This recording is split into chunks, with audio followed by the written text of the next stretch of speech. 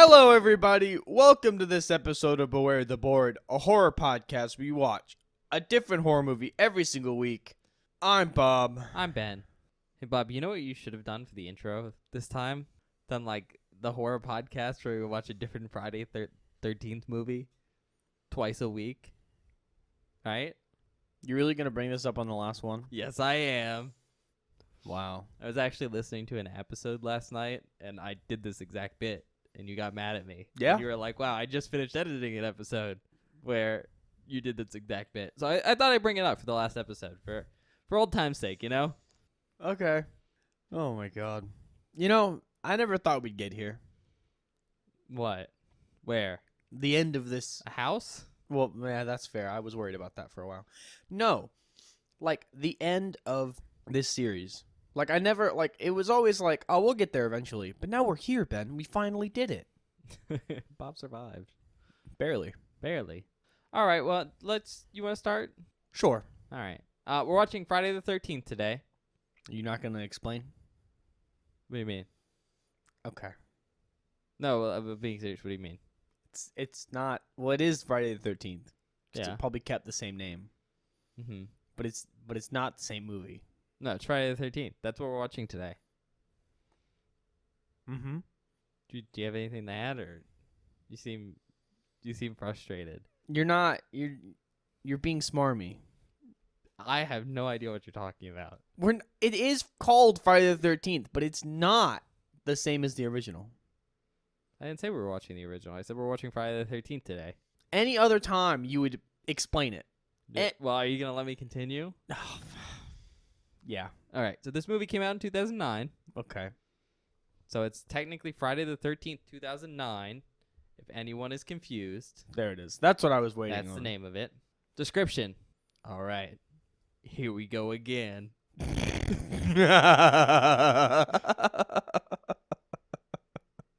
Oh, man. That was good. Length, it's an hour and 37 minutes long. Okay. It's rated R. Thank God. IMDb gave it a 5.5 out of 10. That's honestly not bad. Tomato meter, Yep. 25%. No, well, they could have been paid. Audience score, 46%. Mm. That's pretty high for this franchise. I was about to say, that is pretty high for the franchise. For awards, it has 2 wins and 5 nominations. Notable actors. Danielle Panabaker as Jenna. She played Caitlin Snow from The Flash. She was on 184 episodes from 2014 to 2023. Do you know who that is? Vaguely. I heard the name before. Spoilers for The Flash. She's the DC TV show universe version of Killer Frost. Oh, okay. You know Killer Frost, Yeah, right? yeah. Okay. Amanda Righetti as Whitney Miller. She played Grace Van Pelt from The Mentalist. She was on 132 episodes between 2008 and 2015. Travis Van Winkle as Trent. I know Trent's in this movie. I can't believe Trent's in this movie. For anyone who doesn't know, Bob, do you want to explain that? I have a very good friend named Trent. We also work with him occasionally. Well, you do. Not for this podcast. Well, no, actually, you don't. I do. I forgot. I used to work with him. He doesn't. Yeah. He doesn't work with us Now he anymore works with me. because he's a loser, Oh, okay. Yeah. just like Bob. Just because we got promoted and have a office job. But Travis Van Winkle also plays Trent in Transformers. Oh. What's with this guy and playing people named Trent? Well, technically, and this is a fun fact for you, both of these movies might be in a shared universe. So it technically could be the same Trent. Whoa. That is preposterous. It's probably the same Trent. In fact, I'm 90% certain both characters are the same person. That's insane. Do you want to know why? So, this movie is produced by Platinum Dunes. That's the production company that made this movie. They've also made, around the same time, they were kind of in the horror remake kind of thing. Okay. Because this movie comes out at a very different time period from Freddy vs. Jason and Jason X. That was coming out around the Scream era of slasher movies. And since those movies have come out, do you know what has come out in the horror industry and kind of changed it? Okay. This is 2009. Those were like 2003, 2002. Yeah, so what's happened between 2003 and 2009? Well, Hatchet's come out. That's not what No, shaped the horror industry. I know. It's all like the remakes of like Japanese films. Okay, that is true, but no, that's not what I'm looking Ah, for. That's not the damn. thing that really reshaped the genre. Okay. Very specifically, the stuff that came out that really kind of switched the genre, because for a while it was very specifically like late 90s, early 2000s, it was Scream-esque meta slashers. But right around maybe the mid-noughties, we had a little tiny picture known as Saw, and it started a small genre in the horror industry that would lovingly be referred to as, torture porn. We'd see stuff like Hostel. The That's a big Cube. one. That's not really torture porn. No, but I don't know. I know very little about The Cube. Hostel's probably the most egregious of those. That's by your friendly man. Eli Roth. Yeah. But basically that created a whole, market, but more importantly, I guess people just kind of got used to those super violent films and, actually being able to put that stuff in theaters and not cut it out. So we're coming from that. Okay. Right? But we're also coming from right around the time this movie comes out, there was kind of a reboot craze. Okay. Like a pretty heavy one. This is when we get the reboots of all the major franchises around this time. What's it called? Nightmare on Elm Street had a reboot around this time. Didn't Texas Chainsaw do one too? Texas Chainsaw just had one, and it was done by this production company. Oh. That's kind of how they got around to doing this one. Okay. They just finished that one. It did well, and they decided to do this.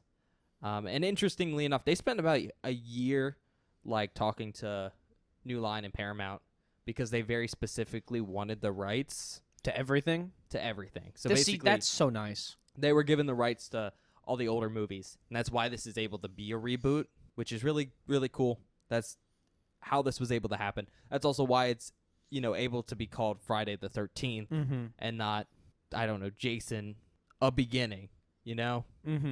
But the thing to note about this film company, besides the fact that, they were doing all these reboots, including, I didn't think I mentioned this explicitly, but they did do the Nightmare on Elm Street reboot. Oh, they did that one too. Holy Yeah, shit. they were doing all of them. That's because they had a lot of money.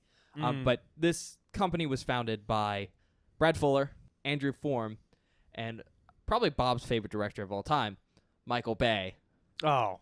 because he directs Bob's other favorite franchise of all time, Transformers. One of the few franchises where Bob has seen every single movie. Except for the new one. I haven't seen the new one. I never saw it. Except for that one. I've been too busy. But he saw them all in theaters for the most part, right? Yeah, and in 3D. Because he's a Uber fan. Yeah, okay. You are. I'm not. More than most people. It just so happens that some of my other friends like Transformers and they drag me to the movie theaters to see them. But, long story short, this actor, he played Trent in Transformers, the Michael Bay film, and Michael Bay's producing this one. So when they had the same actor in this one, they were like, let's make him Trent. Huh. So that's how that was possible. I see. No, that was a very long story. No, but it was interesting because, I'm be honest, I've never even heard of this production company. Oh, Platinum Dune? Yeah. I mean, Didn't that's fair. know that they even existed. So it's kind of cool to get some background on the people that made this film. I mean, it helps that, this was the golden age of Michael Bay, too. Oh, that's for sure. So People ate up Michael Bay for a while. He kind of feels like he's gone away. I haven't heard much about him. No, me either. Ever since he started directing Transformers. He already had as much money as he wanted. For sure. I don't think it matters. Next up on the list, Aaron Yu as Chewie. He played Choi in 21. He's also a character in the Nightmare remake, I believe. Oh, okay, cool. But I didn't write that down, so I can't tell you who he is off the top of my head. I think he's kind of a smaller role, though. I don't think it's a very notable one. Could be wrong. I haven't seen that movie in a while. Never seen it. Jonathan Sadowski as Wade, played Paul in Chernobyl Diaries. Juliana Gull as Bree. She was Stark's assistant in Captain America Civil War. Ben Feldman as Richie. He played George in As Above, So Below. Oh, I don't want to watch that film. It's got a cool title. It has a cool title, but I that movie will probably scare my pants off That's of me. fair. I will say I think the title's cooler than the actual movie, though. Really? So take that any way you want. I'm not saying it's a bad movie, but Yeah. that's just such a cool name. Mm-hmm. Arlen Escarpeta as Lawrence. He played Nathan in Final Destination 5. Oh. We need to get around to those. He does. He has kind of a noteworthy role in that series. But I'm not going to tell you. Yeah, I mean, we haven't seen him. If you've seen the movies, you know. Ryan Hansen as Nolan. He played Dick Casablancas in Veronica Mars. Willa Ford as Chelsea. Played Becca in Universal Squadrons. Nick Mamel as Mike. Played Bob Sims in Halloween. The remake Bob. Yeah, I'm trying to think of who that is. The guy who gets knifed and against the wall, I believe. Oh, that guy. Okay. Yeah, that makes sense. America Olivo as Amanda. She played Laura Dawson from Chicago PD. She was on 6 episodes between 2014 and 18. Kyle Davis as Donnie. You know this guy, Bob. Do I? Yes, you do. He played Lil Kevin from It's Always Sunny in Philadelphia. Holy shit. What? He was on 2 episodes between 2007 and 2010. Oh my god. Bob, do you want to explain to the audience who Lil Kevin is? No. Are you sure? No. Are you sure? Absolutely not. He's this guy who dated Dee for a while. He's a For rapper. a single episode. Yeah. That's wild. I never. Whoa. Okay. Well, he was on that first episode in 2007. So this is only 2 years later. It's true. And then a year later, he came back for his cameo appearance. Oh, in what? Dee's pregnant. Yeah, Dee's pregnant. I don't know if that's the actual episode name. I think it's called D has a. The gang maybe the gang has I a think baby. it might be the gang has a baby. Richard Burgi as Officer Brack. He played Charles in Green Inferno. Ooh. He's also another character in Hostel. I don't know who he is off the top of my head. Eli Roth. He'll take care of you. Ugh. Not in a way. I just don't. Ugh. You've never seen an Eli Roth film. I don't care. Just the. That's one of those things where, like, I feel like if we watch Eli Roth, I'm gonna throw up. Nah, I don't think so. Really? You've done pretty good Lately, so far with vomiting. I've thrown up a single time. I think. Yeah, Yeah. but it hasn't been for gore. No, I did almost pass out at one point Really? during From Terrifier what? 2. Oh, during Terrifier 2. I know, from what? The scene, the the horrid salting? scene. Yeah, that. Okay. All that. The slug scene. Oh god. Because salt. I mean, that's not what made me almost pass out, but yeah. And then finally, Nana Visitor as Pamela Voorhees. Oh, We get a Pamela cameo. that's cool.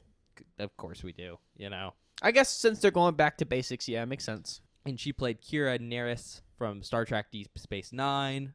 Great Star Trek series. I mean, it is. I like Deep Space Nine. Yeah, it's pretty good. She was on 173 episodes from 1993 to 99. The director's Marcus Nispel. He also directed the Texas Chainsaw Massacre, the 2003 Oh, remake. okay, cool. And the writers for this movie are actually the writers for Freddy vs. Jason. So they are Damian Shannon and Mark Swift, although I think it's important to mention that Mark Wheaton has a story by credit, but he hasn't really written a lot. He wrote The Messengers. Okay, I don't know how to feel about that fact. That they wrote this film? Yeah, Keep in mind this is 6 years later. They decided to that's true. Actually, you're right. they decided to not be campy. It's a lot more serious. Okay. I think they do a pretty good job, honestly. Like, I'll just tell you right now. Budget's estimated at $19 million pretty good amount of money. with a box office of $91.5 million. Hell, I mean, you're going to. This is the second highest grossing film in the franchise. It's a remake or like a reboot of like a super popular franchise. Yeah, but it's still kind of surprising. Like, this is the second highest grossing one. Yeah, but I feel like we'd had enough time after Freddy vs. Jason for people not to forget, but to kind of go like, Jason is like pop culture iconic, right? Yeah, I'm sure part of it was just solely, oh, we haven't seen a Jason film in 6 years. This is probably like a super long gap. Yep. And that's my thought is it's a super long gap and people may have like gotten the bad taste out of their mouth from like, I mean, Freddy 8, vs. 9? Jason was pretty well received. yeah, and people like Freddy vs. Jason. So it was like, let's go. New one. It's gonna be so interesting to see when they make the 13th one. I'm how much so money excited. that makes. Oh, yeah. Just because, like, it's been so long. Mm-hmm. I mean, yeah, the only thing we're going to get that, like, serves this IP is what? That Crystal Lake show that A24 is making? Yeah. So I'm super excited. Anyways, tagline's Welcome to Crystal Lake. That's pretty cool. It's pretty good. I don't really have any facts for this movie because I think we'll just have stuff to talk about. I've already kind of talked about anything I wanted to talk about here anyways. Mostly that production company stuff. So we're just going to get into the movie. Okay. Well, see you guys in a minute.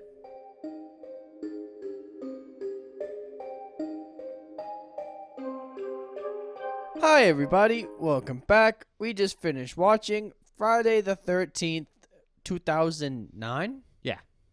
Okay. Oh, nine. I had to remember the year. Yeah, it's just Friday the 13th, the remake. But I like to do the year thing. Well, yeah, because if I just call it Friday the 13th, that's confusing. Yeah. Which is why... Unless you're trying to be purposely obtuse. Yeah, which is why I was upset when you did it in the intro. I don't know what you're talking about. You just wouldn't let me finish and say the year. You just stopped and said Friday the 13th, and I was like, that's confusing for the audience. Do you like it? Not like it? Kind of in the middle. It was kind of hard to tell because this is kind of behind the scene things for the audience. We might have a part 6 situation again because Bob was very low energy during this recording because he's tired. I don't hate it, but also, like, I guess my thing is coming in at the...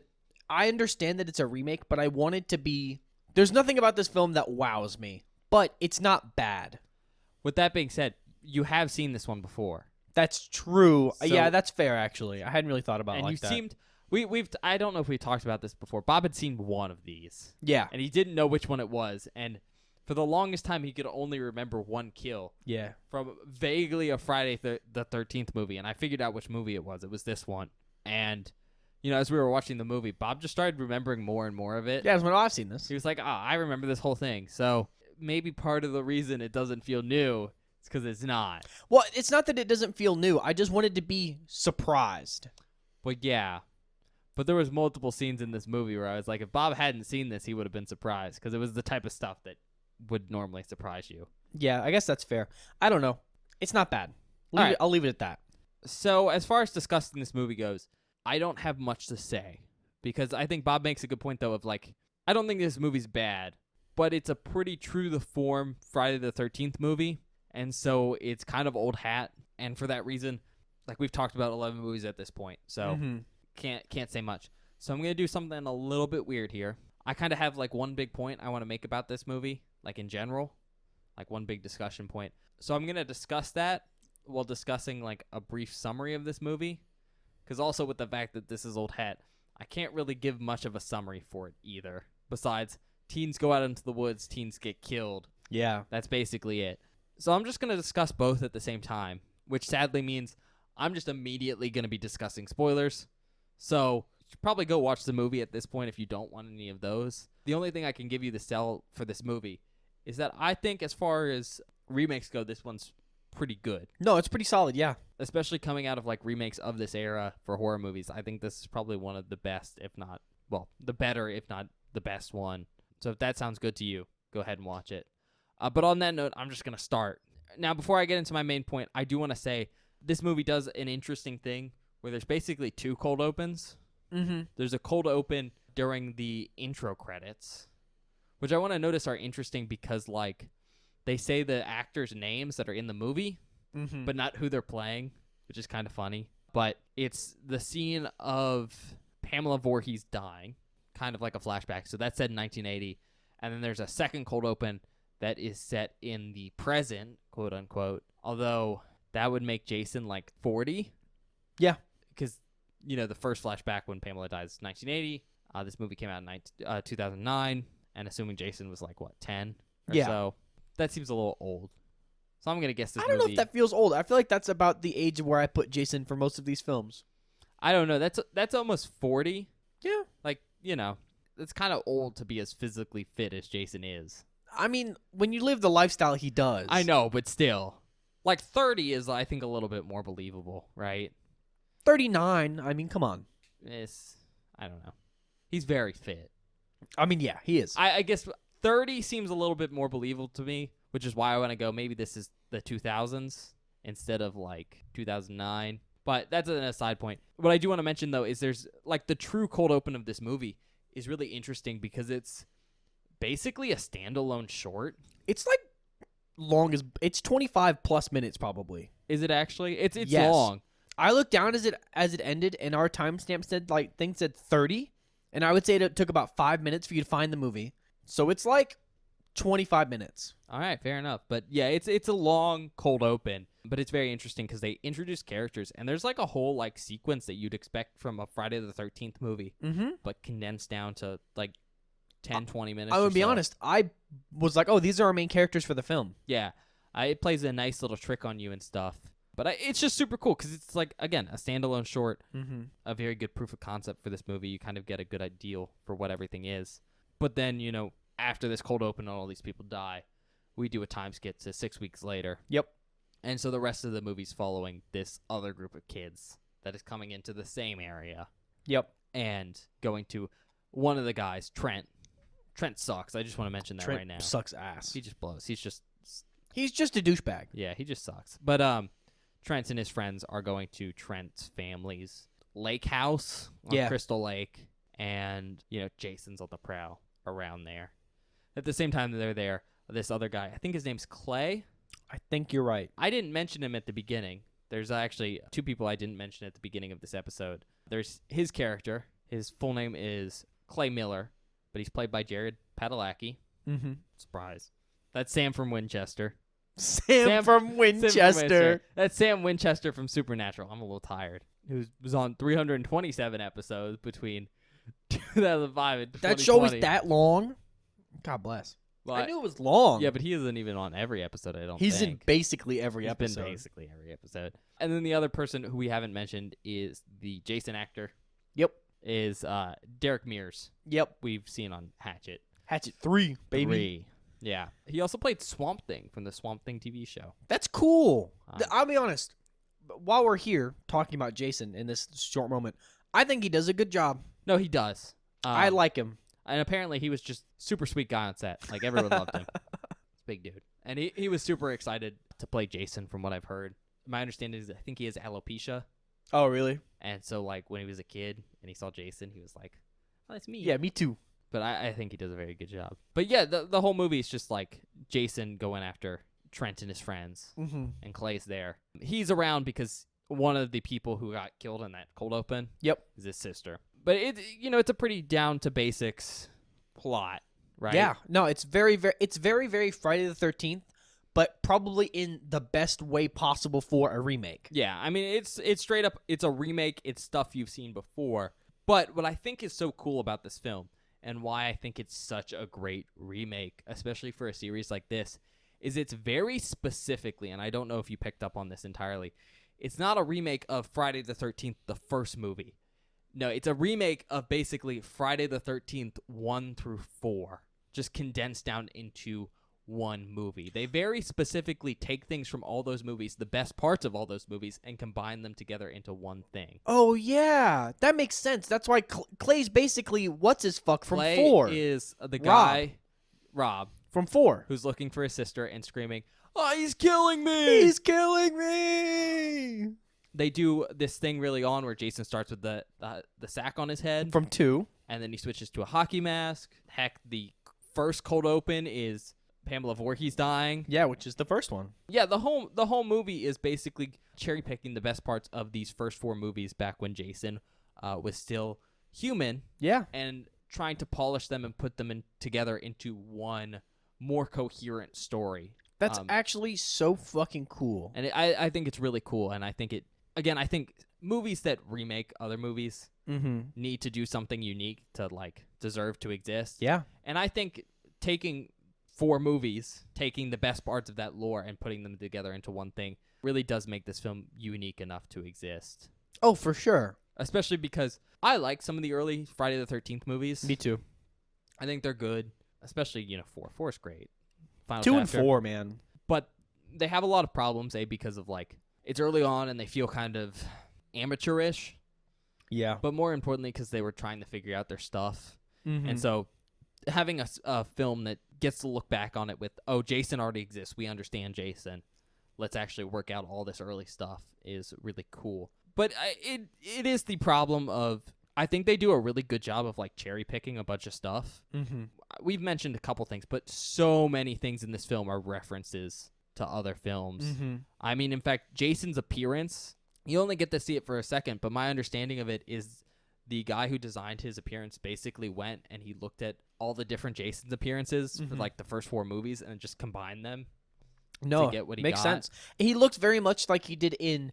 I feel like it's mostly if they smashed 2 and 4 together, Yeah. which are some of the best he looks. Oh, yeah. Well, 7's best. Well, 7, but this isn't Zombie So Jason. that's Zombie Jason. But So- yeah, a lot of this movie feels old hat because it's straight up references to Mm-hmm.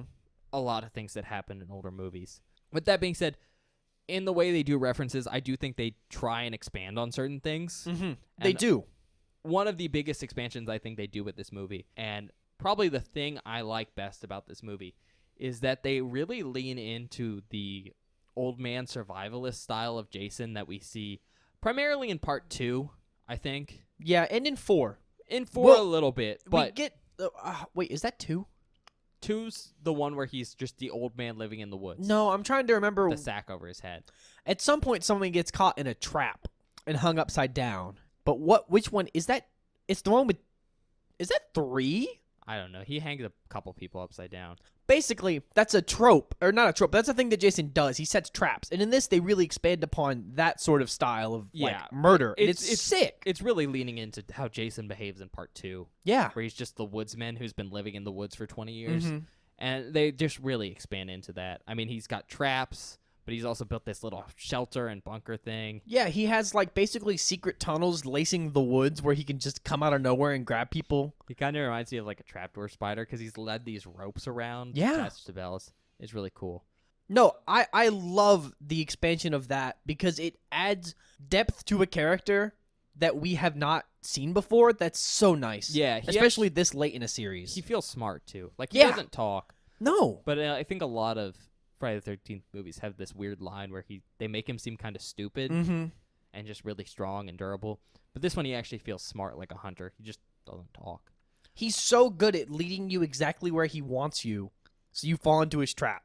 And it's awesome.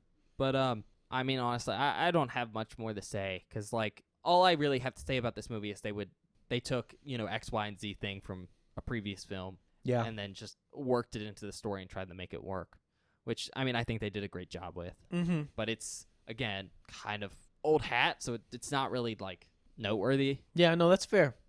And I basically feel the exact same way. The only thing is what we just talked about, like adding all of the extra elements to Jason with like giving him characterization by making him a trapper and making him like feel intelligent and doing cool stuff like that. Like I love all that shit. That's probably my favorite part of the movie. Yeah. By the way, did you pick up on all the references? Most Like, of them. I know you were noticing some, but did you put together the fact that it was a remake of 4 films? No, and not I one? didn't think about it until just then. But once you said it, my brain went, "Oh my god, it is!" Yeah, I was gonna say that during the movie, but I was like, let me save it.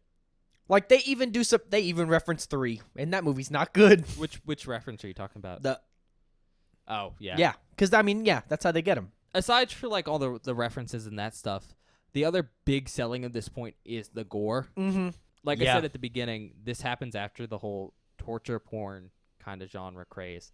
I hate to call it that because I think it's kind of a shitty name. It is a shitty name, and I'm 'Cause not a fan of the genre. It's a name given by like the media to cause a Mhm. craze. But with that being said, people are more like familiar, I think, with some pretty intense violence at this point. Mm-hmm. So it's easier to fit some stuff in. And this film has some pretty intense violence. It's not necessarily like super gory No. per se, but there is some very unpleasant ways people die. And Yeah. I think it's that painful death thing that comes from that boom that has recently happened when this film came out. But I just want to say that's in this film, and some of these kills look really good. Some of these kills are fucking sick. But more importantly, I think most of them are pretty shocking. Mm-hmm. There was one, I don't think this has happened in forever. I went, "Oh my god." Like, I was genuinely surprised that something happened. Which one? Near the end. Oh, yeah. Yeah, I didn't expect it. I was like, "Holy shit, I can't believe that just happened to Yeah, somebody." they have some good shocking kills, some Mhm. surprising switch-ups. Yeah. Really good sleeping bag reference. Oh, the sleeping bag one is so funny. But, yeah, it's just gory, and that's great. To be honest, I think my only problem with this movie, not series, with this movie in particular is some of the characters, they're just kind of nothing. I mean, that's fair. Like, definitely not the worst characters in the series. No. None of these are nearly as bad as Shelly. I hate Shelly. Shelly's dead. But so many of the characters are just like not super interesting, Mm-hmm. and some of the dialogue's a little cheesy. Some of the dialogue is bad. Stupendous, you might say. Oh my god. I'm sure we're gonna clip that. The episode name might just be Stupendous. Yeah, but no, I think the characters tend to be the weakest part of this movie, Yeah. which is not unexpected for a Friday film. No. And honestly, they're not as bad as I expected them to be. Yeah, but I came in with low standards. for a film that is so well written otherwise, Mhm. Yeah. it's a little frustrating. No, it is frustrating, for sure. With that said, it kind of just feels like the characters we saw in Freddy versus Jason a little bit. These are definitely better, I was going to say much better. but they're just still not all the way there. No, and I think my main issue comes with the characters in the cold open specifically. Those characters are, like, the worst ones. Oh, yeah. But I think that's because we spend way less time with them, and the writers know they're going to kill them all anyway. Those people just had worse personalities. That's true. They did just have worse personalities.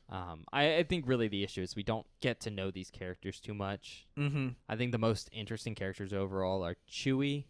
I do and like Chewie. What's his friend's name? Lawrence. Lawrence. Lawrence is great. Lawrence is hilarious.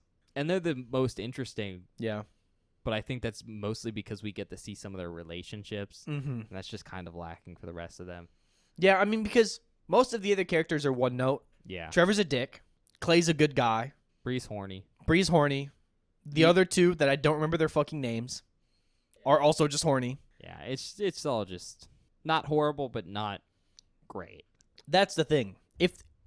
If they had great characters, this could be pretty top tier. Pretty great. But they're just mediocre. It's not a bad thing, especially for this series. No, especially because, like, it's a slasher. We all know people are going to get murked. So if we get overly attached too quickly, you know. But it's worth noting, I think. No, for sure. Otherwise, I don't really have anything else to say about this movie. Do you have anything? Yes. Yes, this is something we talked about in the film. And I noted this, and you kind of hinted at it but said we talk about it later. This film approaches Jason with a sort of mysticism and lore that I don't really think we get to see in any other film besides 2, and I really enjoyed that stuff.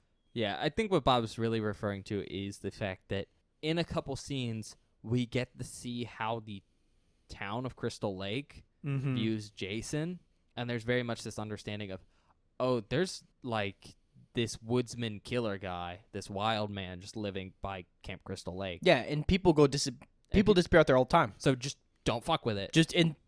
Basically, people are like, if you're not local and you go traipsing around in there, you're going to go missing, and no one's gonna know what happened to you.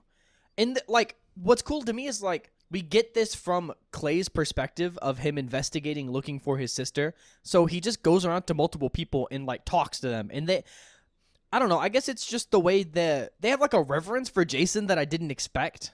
Reverence is the wrong word. I think it's more of this.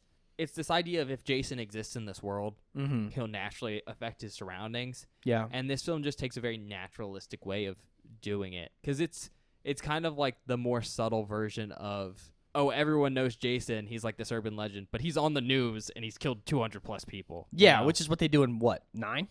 Yeah. It's basically a more subtle version of that. Yeah. But tuned down, and it feels more like an urban legend. Like something everyone knows, but no one's actually seen. Yeah. I also mentioned this to Ben during the film. What's really cool about this movie, because it's a remake, we're kind of cutting out all of the magic bullshit that we get from 6 onward of like zombie Jason, Jason in space, all that stuff. It's so refreshing coming off of like, 6, 7, 8, 9, 10, 11 and just going back to basics and going back to being like, yeah, Jason's just a guy.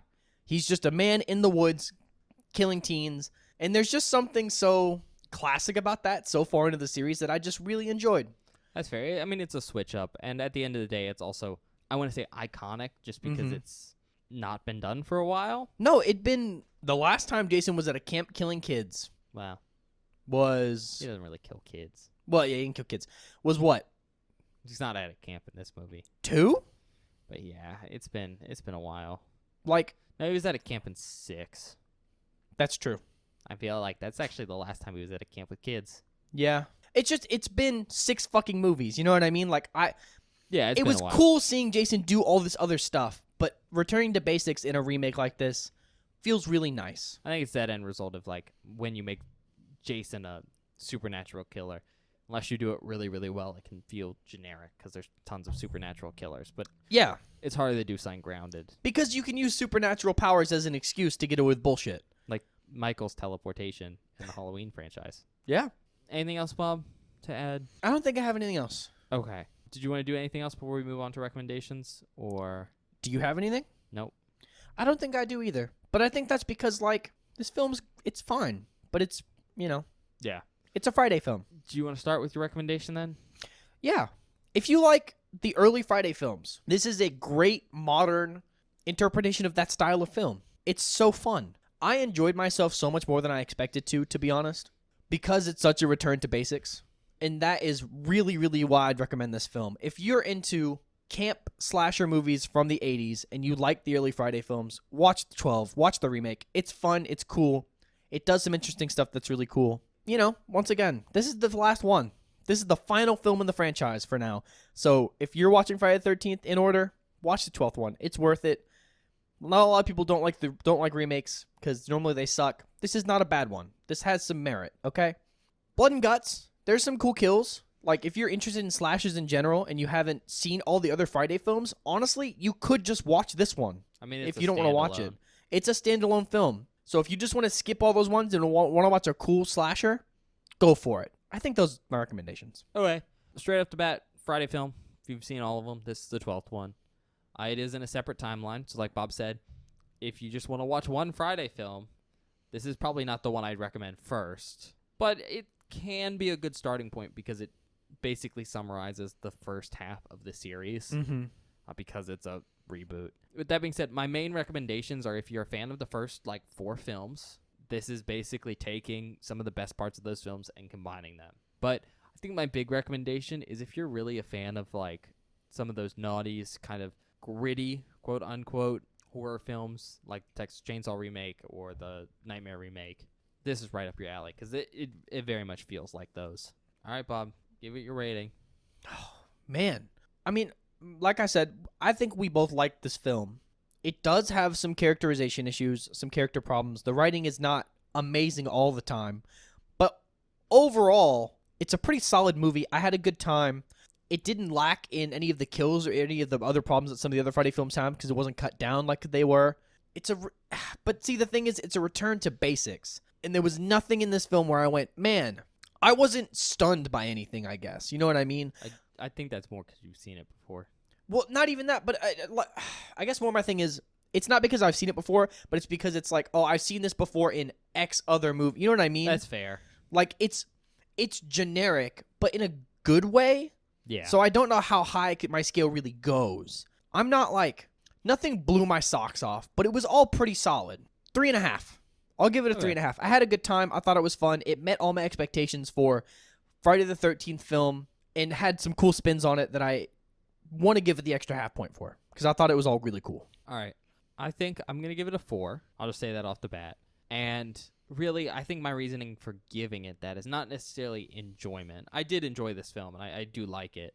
I will say it's definitely one of those things where you're either really going to jive with it or you're not just because of some of the style and cultural stuff around the time. But my real reason for giving it a 4 is just for how well it does with the whole remake aspect. Basically, as long as it has Jason in it and not Roy. I was gonna say Roy, but the final Friday, Jason Goes to Hell Jason. Ugh. As long as it has actually identifiable Jason, I think it would have succeeded in the remake category. But it really does go above and beyond by doing all these little references back to the series and just making that executive choice to instead of just make the first movie or the second movie or hell just to do its own story, it instead does this homage to the original quadrilogy, and I think that's super cool, and I think it's really great. And more importantly, they do a very good job of it. And for sure. For that reason alone, I'm giving it an extra point because I really do think it went above and beyond. But I really don't think I can give it any higher than a 4 because like Bob said, it's really generic. Mm-hmm. Like, well, it's this great homage. It doesn't do anything new. Yep. It just takes a really gritty, drawn-out angle on these things we've already seen before. Mm-hmm. So while tonally it feels new, there's no new content. Yeah. It also, I think, has some character issues and just generally has some stuff that keeps it from being, like, super great. Yeah. And so I do think it deserves a 4. It definitely is not going to get any higher than that. No. But, I mean, I'm going to be honest. Definitely exceeded my expectations coming in. Oh, yeah. I was so worried coming in, Ben.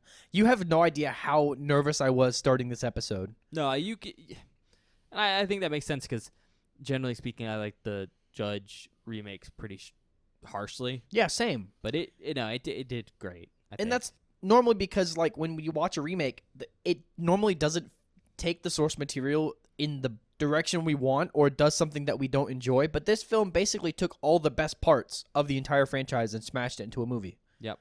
And that's pretty early sick. franchise. Early franchise. You know, could have been Zombie Jason. I'm just saying. I like Zombie Jason. Me too. All right. On that note, though, I guess we're gonna go to the outtakes. Oh, well, before we go, this is the last one. We should give our, how about we give our ranking, all 12 in order? To be honest with you, I don't think I can give my ranking. You don't think so? Nah, I could probably tell you my favorite and my least favorite. Some of the ones in the middle kind of blend together. That's if fair. You know what I'm How saying? about we do, let's just do like favorite, least favorite. How about that? Just because like this is the last one, we should kind of do an overarching thing, you know? All right, that's fair.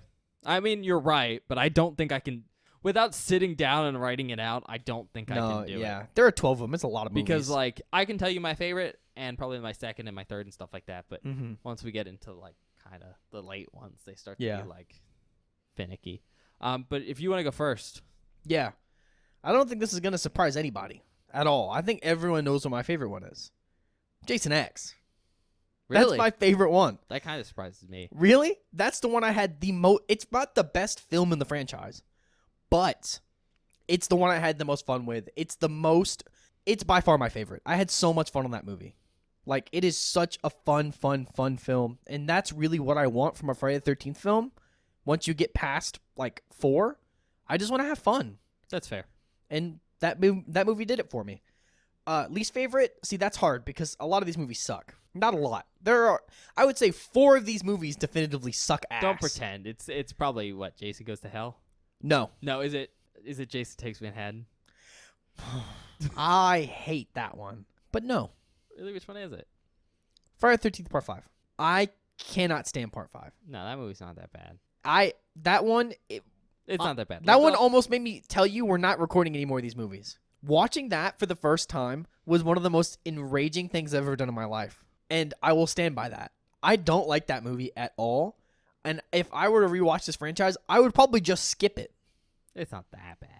I don't like that movie. That's my least favorite one by far. All right, fair enough. I think before we go to mine, do you want to tell me your favorite movie's version of Jason? Ooh. And then your favorite movie's version of, we'll say, a main character? My favorite version of Jason? That's Yeah. hard. That one's hard because Jason is cool in a lot of these movies. We harp on how cool he is in 7 a lot. He's really cool in 7. Like, he's unbelievably sick in 7. He just looks really cool, and he's really well done. He's good in 10, though. He's not bad in this. This is hard. This is really hard. I don't like him in 5, for obvious reasons. 1, pretty cool, objectively. But, like, not really in that film that much. I have to say 7. 7. He's the coolest in 7. I Okay. have to. He looks so fucking awesome. And your favorite, like, main character for the series? Ooh, well, Tommy Jarvis is up I mean, there. that's kind of the way of saying, what's your favorite Tommy Jarvis? I mean, Tom Matthews' Tommy Jarvis is so good. But I will say, even though I hate 5, Tommy Jarvis in 5 is actually really good. It's really good. Like, that is a highlight of that film for me. And Corey Feldman, Tommy Jarvis is good too, but he's like 12. He's like 12, yeah. Which is, I mean, it's cool because, like, we don't see, like, a young child protagonist in basically any of the other films. No. But, you know, he's like 12. Is it 5? Nah, it's Tom Matthews, Tommy Tom Jarvis in Matthews, 6. He's really, really good. I just like Tom Matthews. Tom Matthews is great. I wish he was in, Especially- I want to see him in more stuff. Especially because we've all seen Return at this point. Yeah. All right, for me, I think my least favorite, I guess we should start with favorite. I think my favorite is probably Final Chapter. Fair enough. I That's a think good movie. it's a pretty good movie. There's certain things I like better about other films, Mm-hmm. But like I think overall the final chapter is just across the board pretty great. Like there's no one thing where I'm like, oh, that's horrible. No, yeah. Well, there's one line. There's but some. That's objectively funny. It's just overall pretty decent, and because it's pretty decent, I think it kind of deserves the number one spot. Fair Again, enough. There's certain things in other movies that I like a lot. Like, I mean, there's some really stupid like characters in other movies, but I really like them. Fair enough. Stuff like that, you know? Or I think there's some more unique plots Yeah. than 4's plot and some better Jasons, but like overall, again, I think 4's pretty great Mm-hmm. and a good like they really try hard to be like this is going to be the last movie. Mhm. Let's go with that idea. I think it's 4 really has great. some of the best practical stuff in the entire franchise. Tom Savini really tries hard to kill Jason because he's like, I'm done. I'm done. It's over after this. And then they made 8 more movies. Yeah. As for like, I think the worst, I think the worst one for me is Jason Takes Manhattan. Fair enough. That was almost. You mentioned Jason Takes Manhattan, and I got so angry, but then I said, no, I don't like 5. I think the reason Bob is like, it's 5 for me is because he's still pretty fresh. But honestly, besides for the whole twist on 5, it's overall not my favorite, but it's not that bad. It's not that bad, especially because a lot of the characters save it. The only real big issue with 5 is it's super sleazy. Oh, God. So sleazy. It's not great. But overall, I just really don't like Jason Takes Manhattan. Fair enough. Besides the fact that it fails at that main concept, there's Sewer Boy Jason. The kills suck ass. Kills suck ass. There's some not great characters. Oh, my God. Some weird teleportation. It's just overall not my favorite. And shockingly enough, I like it less than Jason Goes to Hell because, well, Jason Goes to Hell has a very big problem. Yeah. And that Jason's not in it. Yeah. Not to mention the fact that I don't like the way he looks when he is in it. At least they tried stuff that's new, you know? Mhm. I can respect that. So, long story short, Jason Takes Manhattan, that's my least favorite. As for favorite Jason, 7. Yeah. Kane Hodder's probably my favorite Jason actor of all time. No, that's fair. There's some other really, really good ones. I'm not saying, like, there's tons of great Jason actors. Mm-hmm. But, I mean, Kane Hodder's pretty iconic. It just sucks that he was in a lot of not great films. Mm-hmm. That's the worst part for me, honestly. Because he does give it his all, and that sucks. But the combination of his performance and just, like, Part 7 Jason looking probably the So coolest in the good. series He's so cool, dude. just makes him my favorite. The last one is favorite character. Like, favorite main character. And I think for favorite main character, it's Tom Matthews. Yeah, it's really hard to pick a different main character considering Tommy Jarvis is in 3 films. He's the only returning main character we get. Yeah, you latch on to him. And, out of the 3 versions, I think all 3 versions are really good. All 3 versions are really good. But it really comes down to the fact that one's a kid, Yeah. which kind of makes it hard to, like, super cool. He also wasn't, like, a main character in Part 4 in the same way he No. is in 5 and 6. Yeah. And then, I think the Part 5, Tommy Jarvis is very well acted. Mm-hmm. It's not the iconic one I think everyone thinks about. Yeah, but it's also like not the movie for that well of a like acting job from Yeah. him. Because like all the other characters are super goofy and like over the top, and he's just a very serious, troubled character. He does a Really good job. But it's like this is totally not jiving with the rest of this film. Yeah. On that note, though, we're gonna go see Outtakes. Yeah. Well, see you guys in a minute.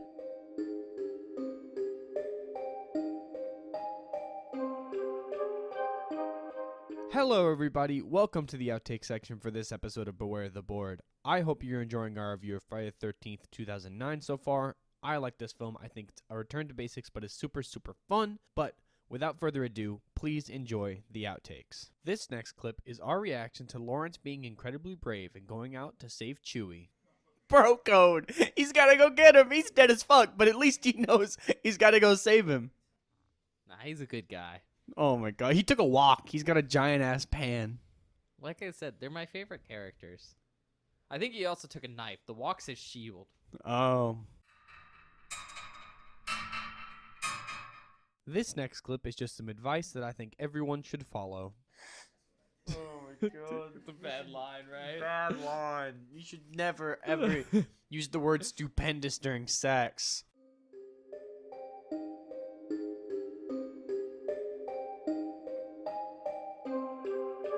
Hi, everybody. Welcome back. I hope you enjoyed the outtakes. They were stupendous. Do we have any announcements, Ben? That hurt me. That No, line is awful, and it's funny. no, I don't have any announcements. The only thing I want to say is we're doing normal Friday episodes like normal. Yeah, So check those out. We're finally done with this series wrap up. So, it's over. We're back to normally scheduled programming until October. or until we do anything else. Well, October's like the next thing I think we have planned. Yeah. Otherwise, go check us out wherever you get your podcasts, Spotify, Apple Podcasts, other places. We're also on YouTube, which not super convenient, but kind of nice because you can show us some support that we can see pretty easily. Your likes, your subscriptions, stuff like that.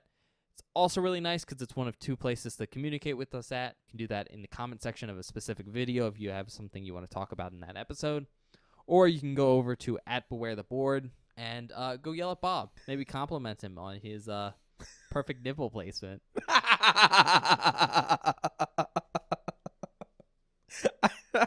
Don't know why you'd know that about Bob, but you could I don't just know do either. that. Ben, well, I was about to say, I don't think Ben's ever seen my nipples. That's not true. Don't say that. That sounds weird. But no, it's true. You've seen me with my shirt off. How's that weird? I don't know. Okay.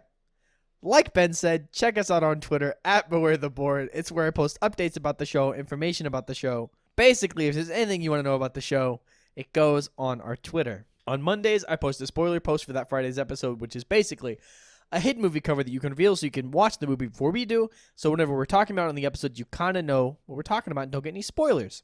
Then on Friday, or if an episode goes live, I post a link to the episode with maybe an associated meme if Ben makes something funny. Oh man, you can make a good meme out of this one. So if you ever missed an upload or want to know when something went up, there's always a link on our Twitter. Last thing, now that we're finally done with this fucking series, maybe I'll make some more TikToks and do some short form content on YouTube Shorts and @BewareTheBoard on TikTok. I go through and I scrub old episodes for new content. Basically, if you're into short form content and like the show, check us out @BewareTheBoard on TikTok and on YouTube Shorts. I think that's it, man.